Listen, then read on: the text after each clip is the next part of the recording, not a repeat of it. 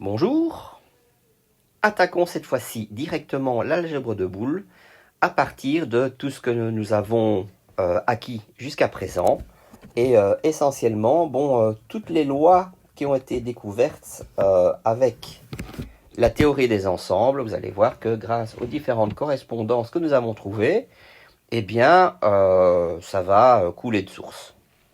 Donc, qu'est-ce que nous avions obtenu jusqu'à présent? Nous savions que si on prenait l'ensemble A, la correspondance en question, c'était l'élément A. Si on prenait A bar, dans ce cas-là, ça nous donnait également petit A bar. Si on voulait jouer avec l'ensemble universel, la correspondance en algèbre de boules nous donne 1. Si on travaille avec l'ensemble vide, la valeur correspondante, c'est 0. Nous avions également trouvé que si on travaille avec l'intersection correspondait en algèbre de boules à une multiplication. Si on veut faire une union, on a alors à ce moment-là une somme. Et alors, comme complément, qui va nous servir aussi, nous avions trouvé que si on faisait la différence symétrique, on pouvait trouver d'une part le ou exclusif, mais que nous avions également le non ou exclusif. Donc à défaut d'autre chose, je vais mettre le delta avec une barre au-dessus, qui correspond alors à ce moment-là à O fois entouré. Voilà, avec cela, on va pouvoir jouer très facilement. On va prendre au fur et à mesure tout ce que nous connaissons de la théorie des ensembles et puis traduire ça en algèbre de boules. C'est parti. Alors, on va commencer par quelque chose de très simple, c'est la commutativité.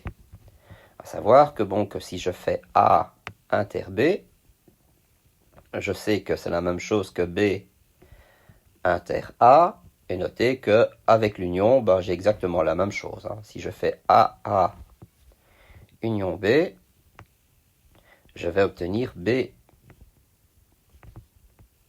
union A. Mon stylet est fatigué. Voilà, qu'est-ce que ça va donner, ça, en algèbre de boules? Alors, l'intersection correspond aux fois. Donc, c'est dire que A fois B, c'est la même chose que B fois A. Ce n'est pas une grande surprise. En algèbre classique, on a déjà vu ça. Même chose avec le plus. A plus B, c'est la même chose que B plus A. Vous voyez, ça marche très bien jusqu'à présent. L'associativité, ça c'est un peu plus long à écrire. Je fais A inter B inter C égale A inter B inter C égale A inter B inter C. Je vais, tant que j'y suis, je vais faire la même chose avec l'union. B, C, A, B, C, A, B, hop.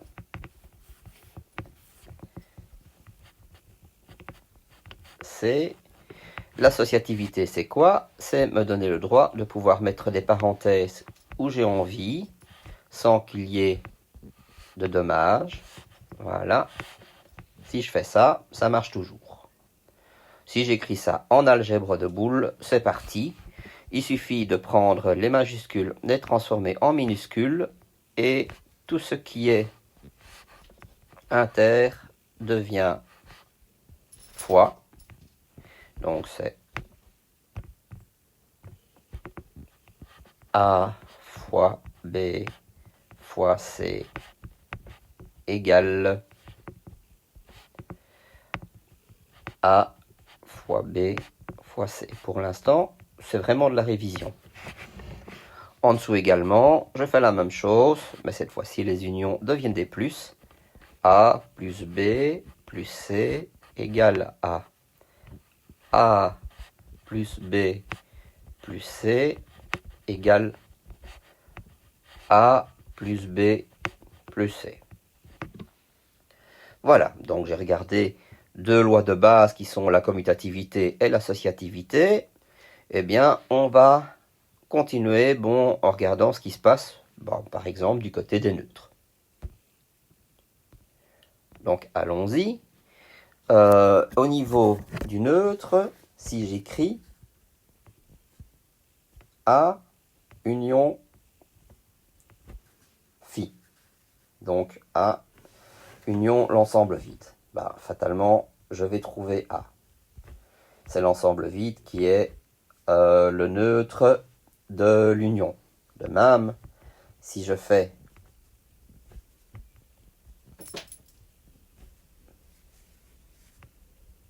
A inter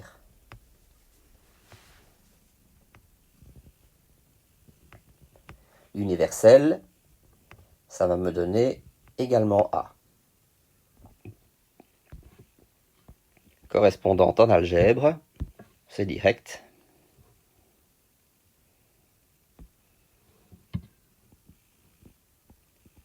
A plus 0 est égal à A, de même que A fois 1 est égal à A. Ce qu'on appelle les absorbants. Donc, si je fais A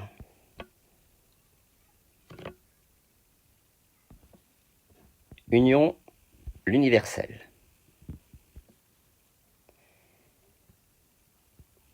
Je vais obtenir l'universel. Si je fais A inter l'ensemble vide, ça va me donner l'ensemble vide. Correspondance en algèbre de Boole. Là, cette fois-ci, l'algèbre de Boole est plus facile. Si je fais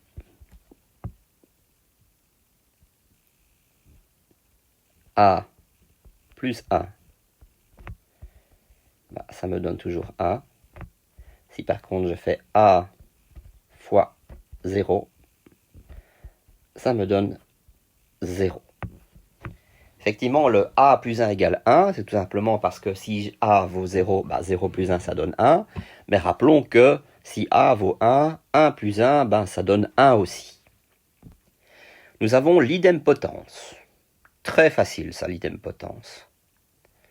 Si je fais A inter A, ça donne A. Si je fais A union A, ça donne aussi A. En algèbre de Boole, ça c'est parfois moins évident à voir. A fois A donne A. Effectivement, 0 fois 0 donne 0, et 1 fois 1, ça donne 1. Même chose en ce qui concerne le plus. A plus A donne A.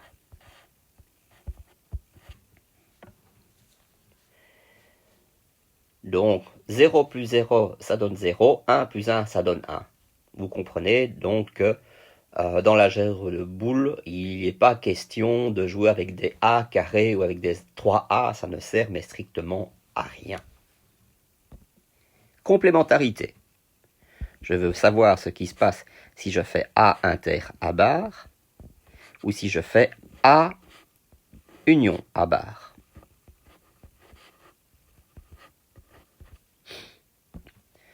Allons-y, l'intersection d'un ensemble avec son complément, il n'y a rien. Si je fais A union complément, dans ce cas-là, il y a tout. Algèbre de Boole. Alors j'ai A inter A bar, donc c'est A fois A bar. 1 fois A bar, donc j'ai soit 1 fois 0 ou 0 fois 1. Ben, ça donne toujours 0, dans tous les cas. Et A plus A bar, ben, c'est 1 plus 0 ou bien 0 plus 1, ça donne toujours 1.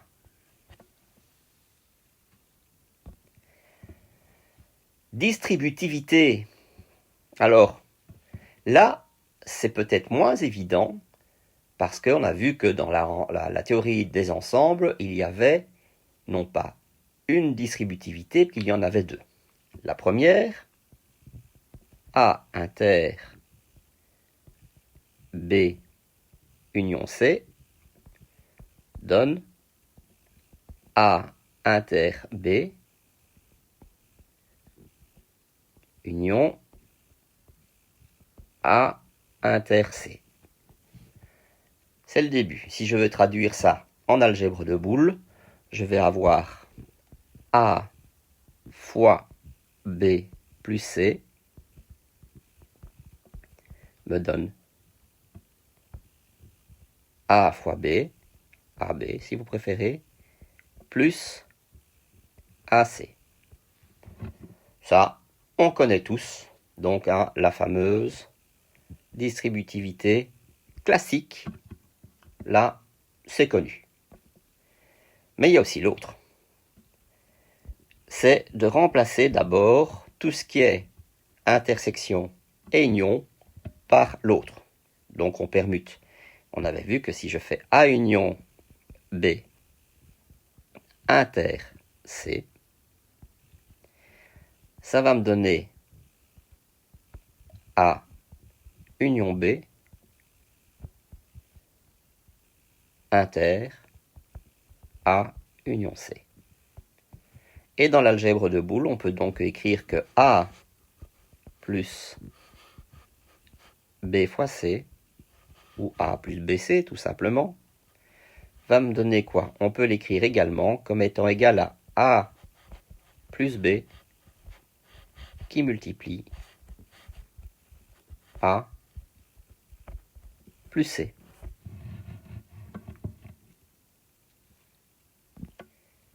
Pas convaincu? Eh bien, on va démontrer ça. Si je fais A plus B fois A plus C et que j'utilise l'algèbre classique, j'ai donc affaire à une double distributivité. Mais attention, n'oublions quand même pas les petits principes de l'algèbre de Boole. À savoir que si je fais A fois A, je ne vais pas tomber sur A carré, mais A fois A, c'est égal à A. Donc j'ai déjà A. Plus. Alors, A fois C. Donc ça me fait AC.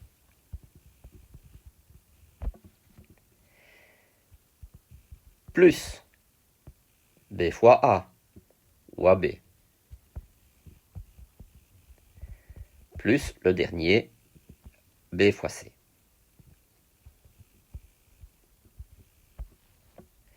On a l'impression qu'on n'est pas encore arrivé au résultat qui était prévu. Et pourtant, je vois qu'avec les trois premiers termes, je peux mettre A en évidence. J'ai donc A qui multiplie 1 plus C plus B plus BC. Mais qu'est-ce qu'on sait? On sait que si on fait 1 plus n'importe quoi, ça donne toujours 1. Donc c'est égal à A fois 1 plus BC. Et A fois 1, ça donne A. Et voilà. Effectivement, c'était juste. Les lois de Morgan.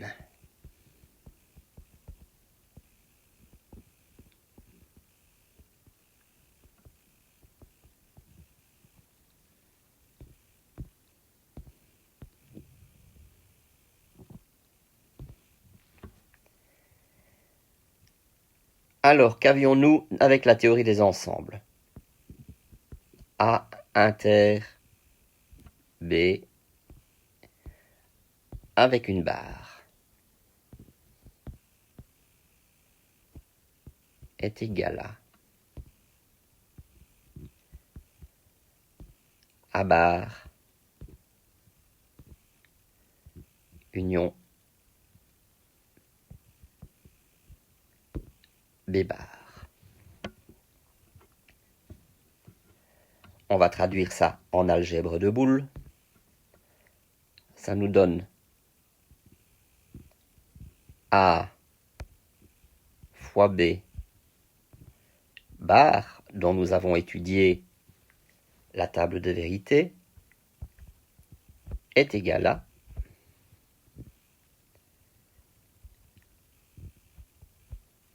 A bar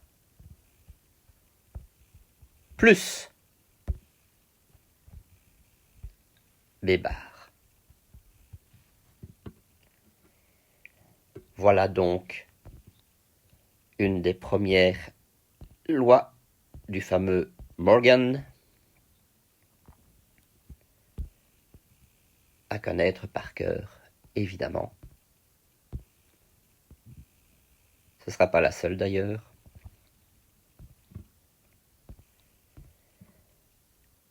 Passons à la suite. L'autre loi, nous avions A union B avec une barre est égal à A bar inter B bar.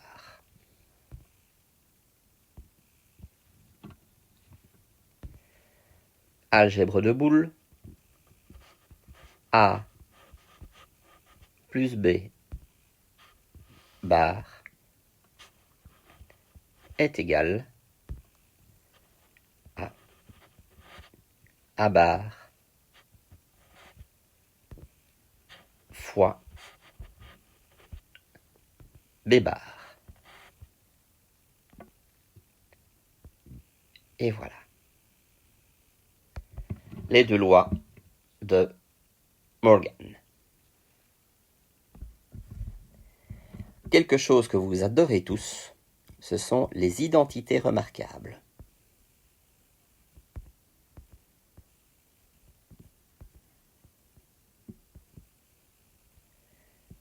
Vous connaissiez les produits remarquables. Eh bien, voici l'équivalent, mais cette fois avec l'algèbre de boules. Ce sont toute une série d'identités qu'il faut connaître par cœur et que je vais pouvoir démontrer au fur et à mesure. Notez que c'est un exercice qui vous est proposé dans le syllabus. Eh bien, je vais le faire à votre place. Donc, le premier exercice qui serait proposé, c'est de calculer A plus A fois B.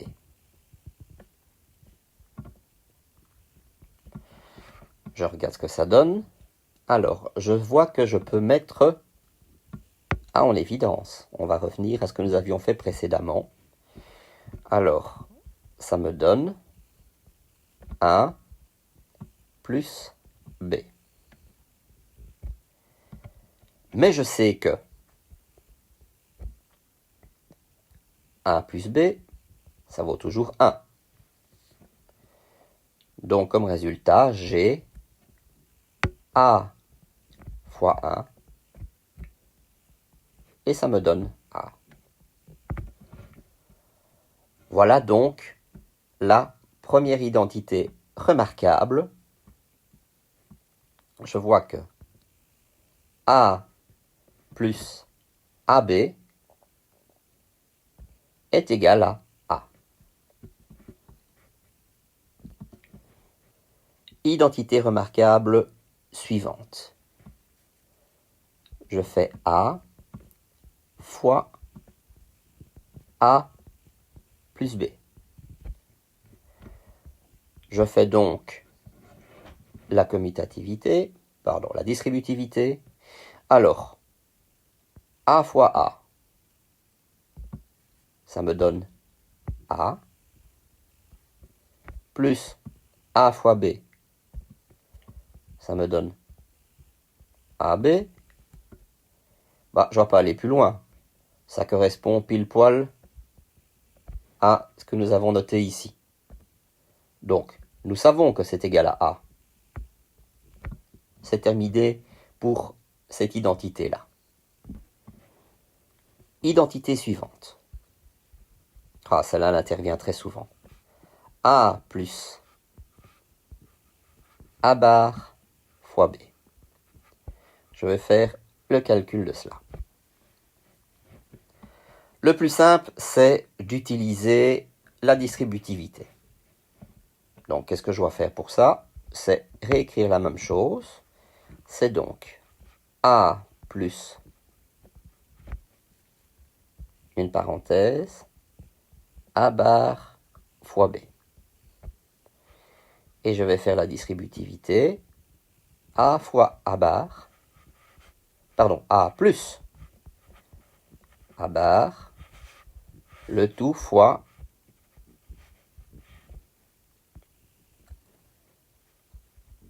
A plus B. Qu'est-ce que je vais obtenir? A plus A bar, ça me donne 1, fois A plus B, ça me donne A plus B. Il faut donc comprendre ceci, c'est que quand j'ai un A plus son complément fois n'importe quoi, eh bien, vous avez le complément à ce moment-là qui disparaît.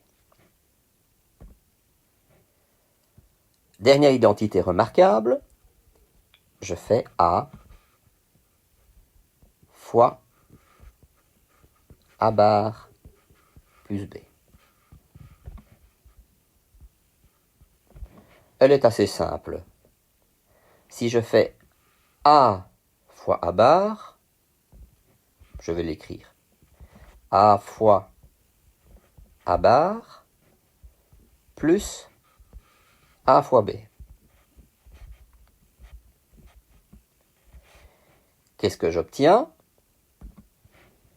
Eh bien, je sais que A fois A bar, ça me donne 0. Donc, tout ça, je peux enlever. Il me reste plus que A fois B. Voici donc les 4 identités remarquables. À retenir par cœur, c'est vraiment essentiel pour la majorité des opérations que l'on trouve, les différents exercices en algèbre de boules. Alors, il y a certaines lois complémentaires, dont certaines sont évidentes. Si vous prenez la variable A, comme ceci,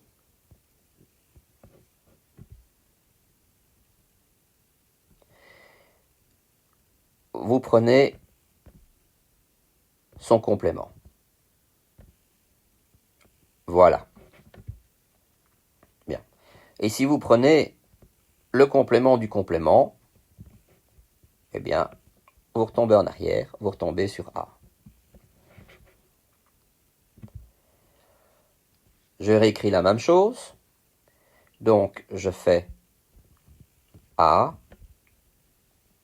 Je prends le complément du complément. Bah, ça ne peut me donner qu'une seule chose, ça ne peut me donner que A, on le sait. Eh bien, si je prends encore le complément, eh bien, j'obtiens le complément. On tourne un peu en rond. D'ailleurs, ça porte un nom, ce fait-là de tourner en rond, on appelle ça une loi involutive.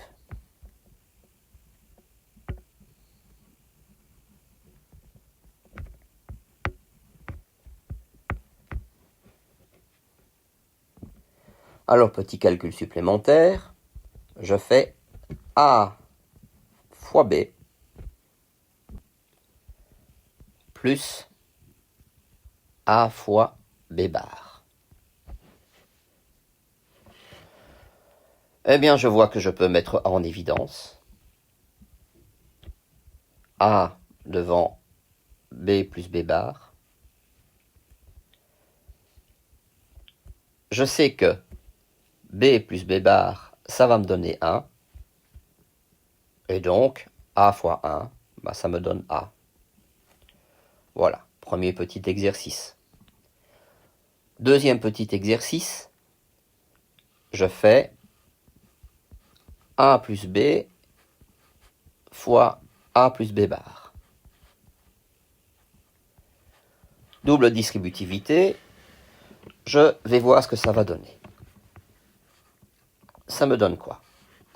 Alors, si je fais A fois A, ça me donne pas A carré, non, ça me donne A. Puis ensuite, je fais A fois B bar. Donc ça me donne A B bar. Plus A fois B. On va tomber en terrain connu. Ça fait AB et il reste le dernier plus B fois B bar. Bon, qu'est-ce que je peux en tirer? Ben déjà B fois B bar, 1 fois 0, ça donne toujours 0. Il est parti. Il me reste A que je peux mettre en évidence devant plein de choses. A devant 1 plus B bar plus B. Alors, la remarque n'est même pas essentielle parce que 1 plus n'importe quoi, ça va toujours donner 1. Mais remarquez que B plus B bar, ça va donner 1 aussi. Et 1 plus 1, ça donne 1. Donc, bah, à la fin, bah, il ne reste plus que A. Et c'est fini. Ce qui met fin à cette vidéo.